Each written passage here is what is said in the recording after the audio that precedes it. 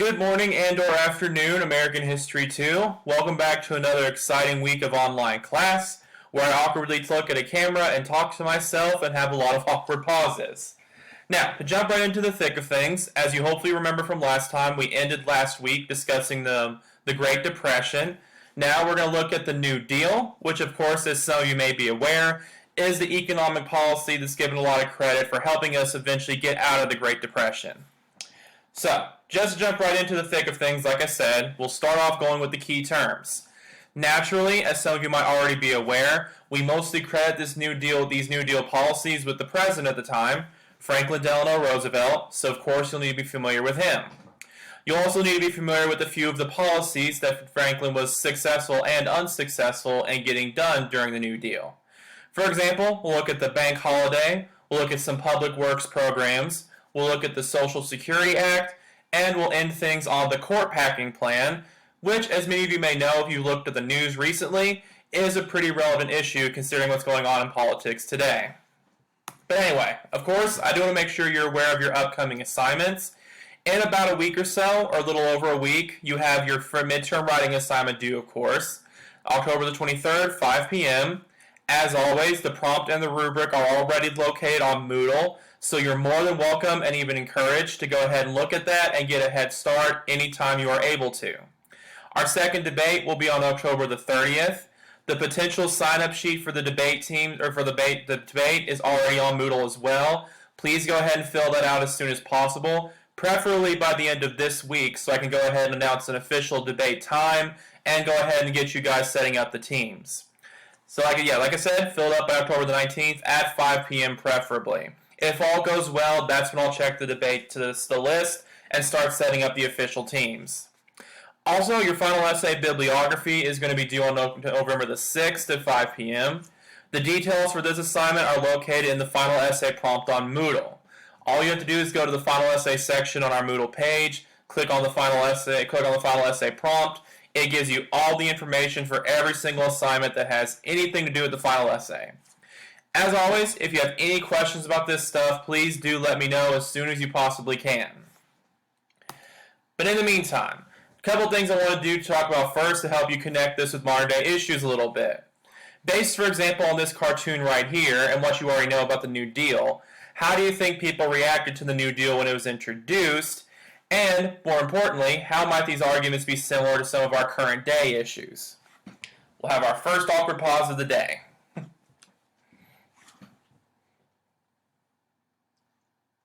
I'm going to drink a lot of water through this. I've already lost my voice a little bit. Alright, but yes, as many of you are probably aware or could probably guess by looking at these posters, there have been a lot of very similar complaints about the New Deal as there have been to Bernie Sanders campaigns and some other more leftist and quote-unquote socialist ideas. Many people have criticized the New Deal at the time for relying too much on government spending and relying on tax dollars. Very similarly to how people portrayed Bernie Sanders, rightly or wrongly, as more of a socialist or communist politician who will do the exact same thing. So, I just want to throw that out there to show you that a lot of these arguments we see today against more liberal and leftist economic policies are nothing new. The New Deal got attacked for the exact same thing. So, just keep that in mind, and we'll see how the New Deal maybe compares to some ideas being floated around today. Also, let's look a little bit more at some of the major criticisms of the New Deal to start off.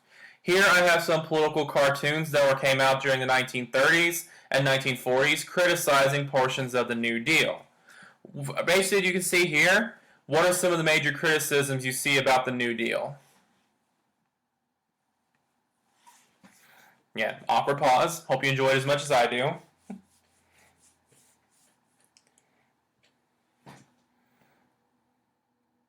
Alright, very good, very observant. Good job, class that's not actually here. As you can see, a lot of the criticisms are related to things I already mentioned. For example, the overwhelming tax burden, wiping out businesses, the over-reliance on government spending to try to solve every problem.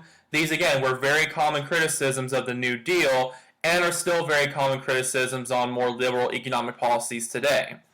Also, this is sort of the rise of the idea of an overpowered president, which of course is something we love to debate today, especially during an election season.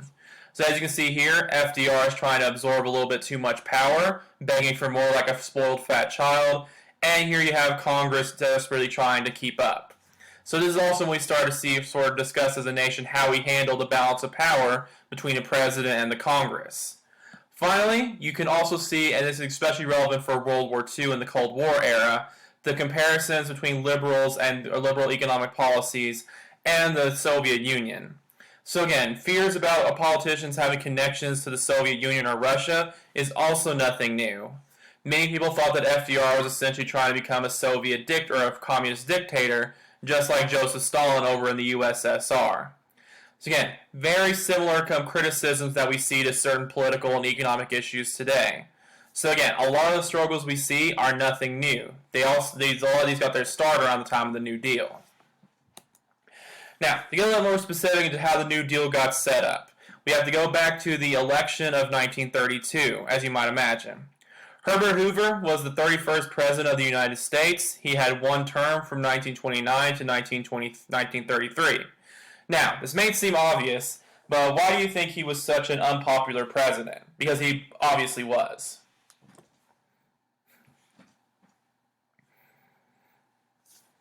I have no clue where to look during these pauses. It's so awkward. Do I just stare at the camera like a creep? But no, yes, this one's probably extremely obvious. Anytime you have a president during a horrible economic catastrophe like the Great Depression, it's going to obviously affect their popularity. For an example of this is the Hoovervilles. Hoovervilles were the names for the homeless shanty towns I mentioned a little bit last week that sprung up all across America during the Great Depression. It was essentially where all these homeless people who'd lost their jobs, were traveling across the country, would gather together in. So this shows that a lot of times Hoover is getting a lot of the blame for all these depression issues. They're naming these horrible places after him. It's also important to remember that these towns got these names even more often once the depression lasted into the election year. This dispelled actually an important myth about the Great Depression that a lot of people try to tell themselves. If you know a little bit about economics and specifically capitalism, what myth do you maybe think that was?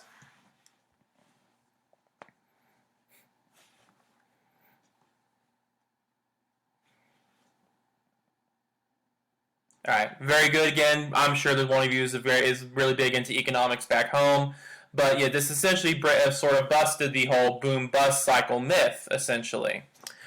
Which isn't to say that there aren't boom-bust cycles naturally in capitalism, but many people try to convince themselves during the Great Depression that this was just an extreme example of that boom-bust cycle, and that eventually the free market economy would correct itself and things would start improving.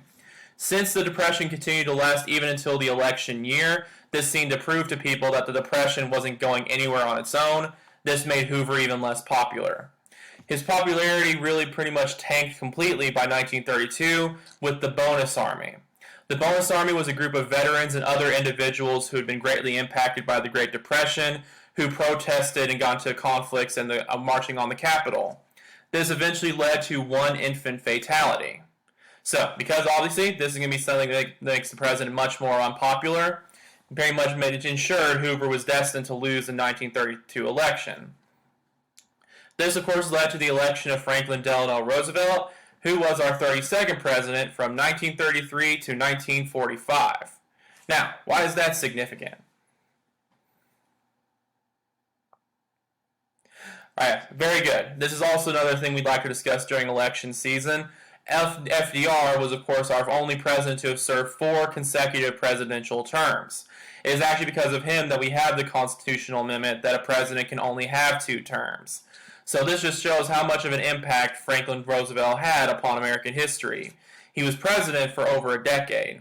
He, of course, as you can see here, won the election by a landslide, won almost all of the states except for a few in New England. However, it's also important to recognize that the Democrats, which FDR was a Democrat, of course, won the majority in Congress during the same election cycle. Why is that such a big deal? Today, to maybe give you a hint, think about what kind of relationship Donald Trump has with Congress the past few years.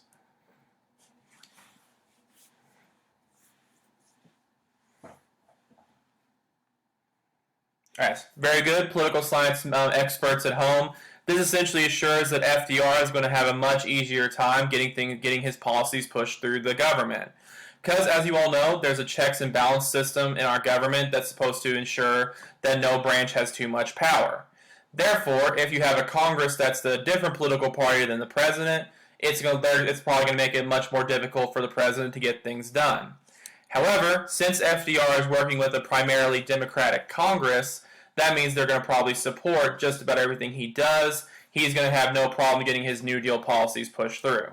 So when you see all the different things that FDR was able to accomplish in his first term especially, recognize the significance of this. It's mainly because he was working with a Congress that was on his side.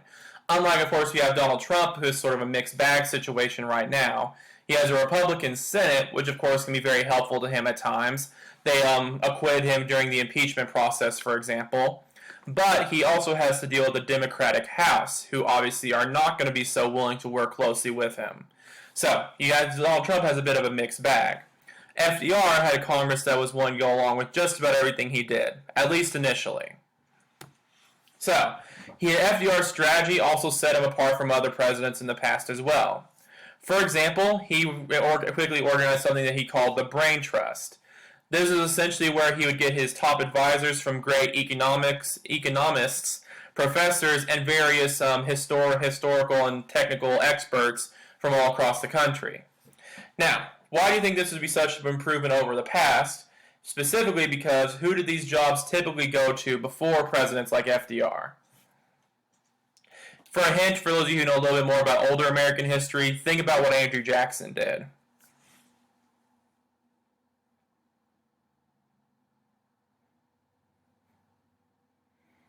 Alright, very good. Essentially, class I'm talking to that's not actually here, this is considered to be an end of the old nepotism policy that people like Andrew Jackson used to do.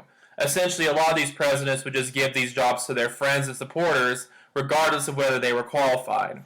This was seen to be an improvement because FDR was going to experts across the country, regardless of their affiliation or their close relationship with him.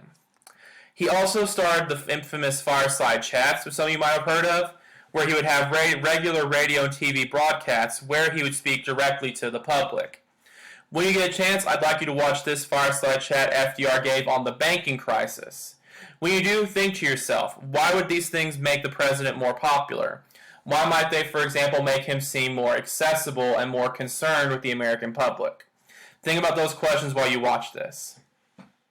In the meantime, the banking crisis, since we just mentioned it, is what we'll look at first. As you might imagine, FDR very quickly wanted to restore public confidence in banking. Does anyone remember why the public lost faith in banks from last week? I asked the class, it isn't actually here. But yes, very good. If you remember from last time, it was because of the bank runs and the bank's precarious, we'll say, lending policies. Since the banks were out lending everyone's money with no regulations, people often would lose the money they invested in banks. FDR was trying to convince people that they could invest in banks again, because as many of you know, banks are very important for helping to promote a stable economy. You have to have a place to deposit your money, and people need a place to pick up loans, get support for small businesses, all sorts of things like that. So essentially, he wants to get the public confidence in banks again. Because of this, he had announced a bank holiday on March the 5th through the 9th in 1933, when all banks would be temporarily closed. This was, as you might imagine, to give strict guidelines for reopening. Essentially, FDR wanted to give the banks a chance to come up with very strict policies to prevent a banking crisis like the one that happened during the Great Depression from happening again. Also, during this time, the FDR created the Federal Deposit Insurance Corporation, also known as FDIC, which would go on to insure bank deposits. Now, why do you think that's so important to restoring public confidence? Hopefully these awkward pauses are funner for you than they are for me. But yeah, if any of you know anything about insurance, you could probably figure this one out as well. Essentially, what it means with these bank deposits being insured, the idea is that if something happens to your bank deposit outside of your control, the federal government will insure it and pay you back for the deposit you lost. So essentially, that's obviously going to restore confidence in banks because people don't have to worry about losing their deposits or losing all their savings over things they can't control. So essentially, this is a good step into getting people willing to deposit money in banks again. Now, many historians identify the first 100 days of FDR's presidency as the most active period of his presidency and as one of the periods of the most intensive congressional action in U.S. history. Now, would this be considered a good thing, do you think?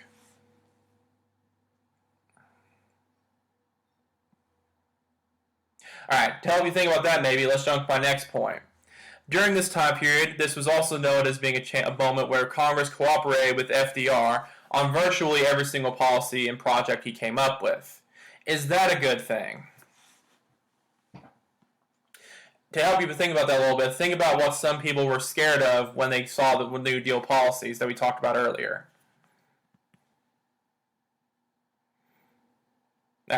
Very good, observant ones among you. This is where a lot of people, well, on the one hand, it was seen as a very good thing because it meant that FDR could very quickly address the problems of the Great Depression and didn't get hampered down by government infighting, bureaucracy, and all those annoying things. However, this is also when people started getting scared about, like I mentioned, the balance of power between the different branches in our government. Since Congress is going along with virtually everything FDR wanted to do, it made the president seem much more powerful than presidents had been seen to be previously. So, this is of course a big moment in American history where people started getting scared of big government, and specifically a too powerful president. So, keep that in mind as we continue. In the meantime, public works programs were one of the biggest things FDR got involved in during his first 100 days and really throughout most of the New Deal. For anyone who doesn't know what public works programs are essentially government-funded projects that provide jobs to people to build all sorts of important infrastructure and buildings all across the country. For example, as you can see here, dams were one of the most popular things that were built during the New Deal with these public works programs. Now, why exactly would they be considered to be so important for the New Deal?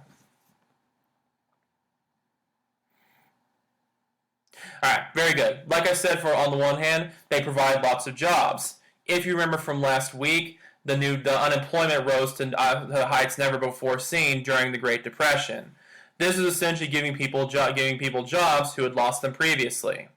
It also, of course, was seen to provide many useful pieces of infrastructure for the country. For example, if you guys have any dam built near where you live, there's a good chance it was built during the New Deal. Libraries, schools, and all sorts of other important buildings were built during the public works programs from the New Deal as well. So this is seen as a great way to improve the infrastructure of the country while also giving people access to jobs. A few examples of some of the public works programs that were organized during this time. You have the Civilian Conservation Corps, formed in 1933. This was a series of government jobs given to young men in national parks and forests. So again, you're giving people jobs who had recently struggled with unemployment due to the Great Depression. You have the WPA, or the Works Progress Administration, formed in 1935. This is a group that mainly focused on building infrastructure, like I mentioned earlier. Roads, schools, bridges, and airports were all built by the WPA all throughout the New Deal. Interestingly, this organization also provided people jobs in less hands-on situations. For example, this would have been more beneficial to someone like me, because if you haven't guessed, I'm not a very hands-on, crafty person. The Works Administration also got writers, actors, and artists working for the government, producing plays, producing some propaganda for the government, messaging for the government, anything related to that. So essentially, the WPA was attempting to not just get the young men who did hands-on projects and had more blue-collar skills, it was trying to reach other areas of society as well and give them a bit of a relief. To bring this home to you guys a little bit, this may be a bit more relevant to people who live closer to my way, but these are a few of the public works buildings that were built during the New Deal up in Western North Carolina.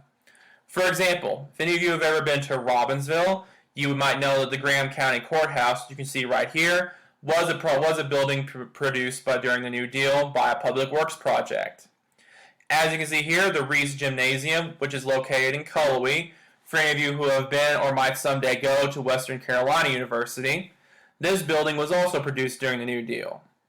If any of you have come even closer out to where I live, you might know that the Appalachia Dam which was built in Murphy, is also a New Deal public works project.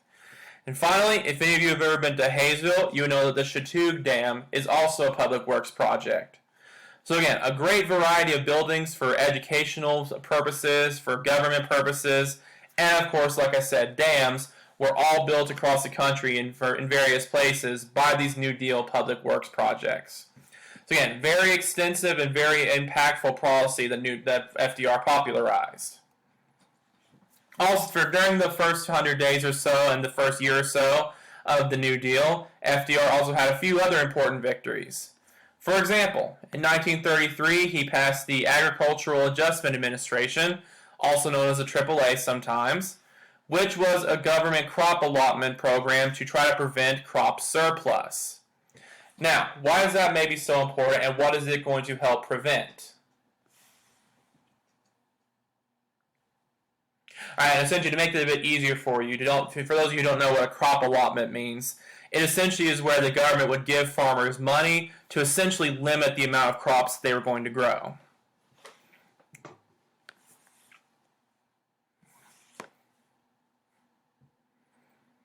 Now, so again, for those of you who are a bit more familiar with the economy, this one might make a bit of sense to you. On the one hand, you want to prevent surplus because that's going to keep the crop prices high. Remember, we talked a little bit about last week about how when crops overflooded the market, the prices started to go down, so the farmers aren't going to be making as much money. Also, by forcing crop farmers to limit the amount of crops that they're going to grow, this is also a direct attempt, as you might have guessed, to combat the Dust Bowl. Remember, we talked last week as well about how when fields got overgrown in places like the Dust Bowl area or the Great Plains especially, it would kill the soil. Limiting how much farmers are able to grow is going to help the soil recuperate. So this is essentially to help, again, stimulate the economy while also preserving America's farmland. This one might also be familiar with some of you around this area. For example, I know plenty of family members and family friends in my hometown and area who worked for the TVA. The Tennessee Valley Authority was created in 1933 to provide hydroelectric power and flood control for the South. Now, why might this particularly be such a beneficial organization?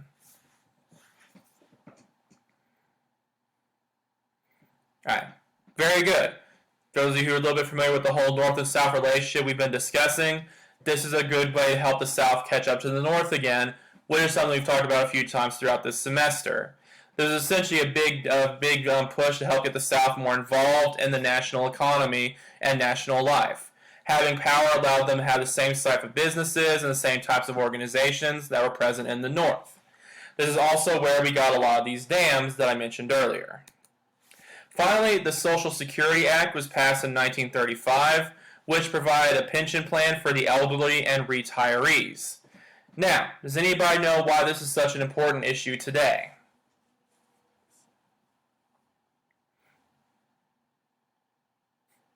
Alright, very good again, imaginary audience. This is something that you probably are aware of if you check the news fairly regularly.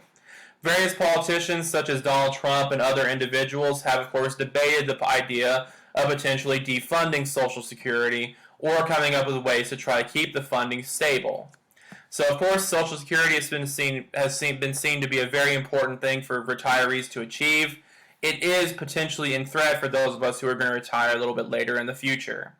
So this is, of course, something we all need to be aware of, and as you guys are going to be voters and involved in politics soon, if you aren't already, it's something you consider on how to deal with, because it will, of course, be your futures who are affected by Social Security issues. So do keep that in mind as well, of course. Now, finally, I do want to get into what historians refer to as the Second New Deal and some of the failures of what was seen as liberal radicalness by a lot of people at the time. Everything that I've discussed previously, the bank holiday, the FDIC, the public works programs, the Social Security Act, the AAA, these are all considered to be part of the first New Deal, where Roosevelt was being very successful and getting a lot of his policies pushed through. The Second New Deal is seen as a time when FDR was a bit less successful, and it showed the limits of what people were willing to accept. For example, one of his former advisors, Huey P. Long, came up with a policy called Share Our Wealth. This was essentially where he proposed that the wealth of the rich would be confiscated and completely redistributed to the poor. Now, does that sound familiar to you? Let me get my head out of the way.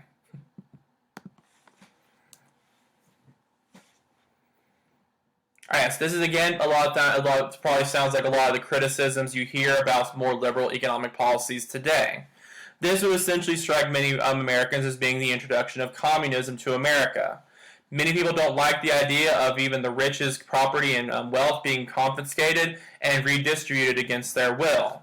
So this was seen by many as a direct attack upon the free market and American capitalism. This again shows people there were some limits to what people, even during the Great Depression, were willing to accept. Also, FDR was infamously known for his court packing plan in 1937. This is essentially a plan FDR proposed where he would appoint a new Supreme Court judge onto the Supreme Court for every judge that was over 70 currently sitting on the court. Now, why do you think he would want to do this?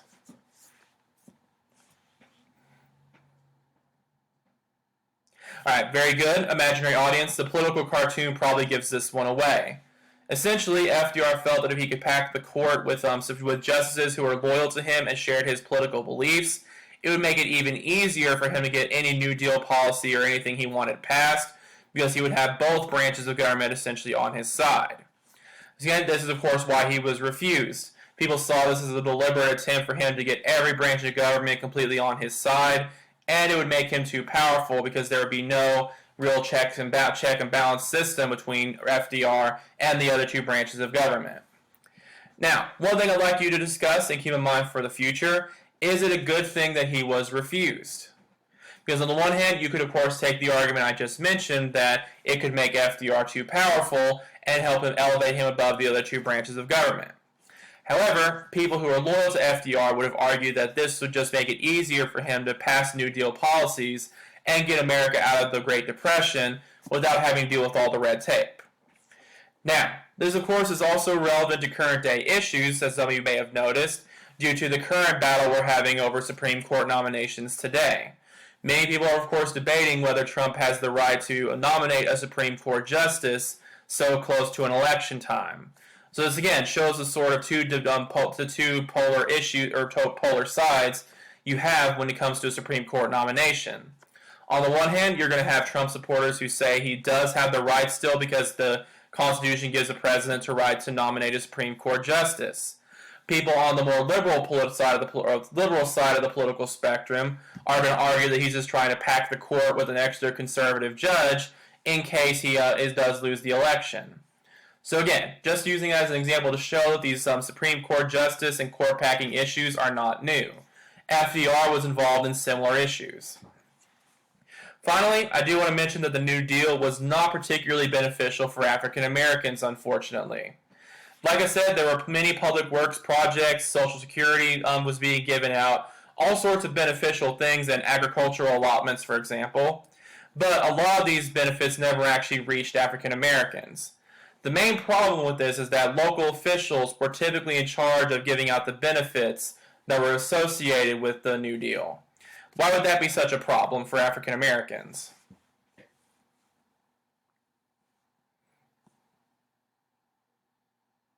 Yes, very good. For those of you who are aware of how local politics works, a lot of times local politicians are not going to be going along with what the federal government wants. So imagine you're an African American living in the South or North Carolina, for example, in the 1930s.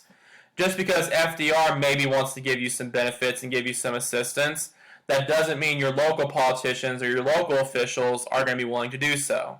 If you live in a segregated area, they're probably not going to be willing to help you. So essentially, it has been argued by some that FDR left too much of the New Deal up to local officials and local politicians. This has assured that the benefits were given out equally enough. Now again, this demonstrates, keep thinking behind for the future. I've already discussed this a little bit, so I won't spend much time on it. But do keep in mind how this does demonstrate some of the limitations of the New Deal. Why exactly was FDR not able to get everything he wanted accomplished? Now, finally, you will, of course, as you might have already noticed, have a reading about the radicalness of the New Deal. Many historians, especially recently, have debated whether the New Deal was actually as radical as some perceived it at the time. So please do go over that reading and be prepared to discuss it for future assignments. It will come up again. But in the meantime, here again are some of your final reminders for upcoming assignments. Please let me know if you have any questions about them. In the meantime, thank you for joining me and have a great rest of your week. Bye.